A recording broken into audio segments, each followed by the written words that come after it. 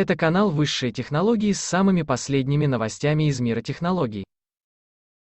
Случай описан в журнале JAMA Otolaryngology Head and Neck Surgery. Врачи провели носовую эндоскопию пациента, не обнаружив образований или поражений. Порекомендовав подростку использовать интраназальный спрей и антигистаминные препараты, был назначен повторный визит в больницу через 4-6 недель. Подросток вернулся к врачам спустя год, но уже с новым симптомом, неприятным запахом из носа, когда он сморкался. Тогда решили провести компьютерную томографию носовой полости, где была обнаружена небольшая 9-миллиметровая сферическая структура. Вокруг сферы находились отложения кальция, которые были вызваны хроническим воспалением, некрозом или рубцами, что свидетельствовало о наличии инородного тела.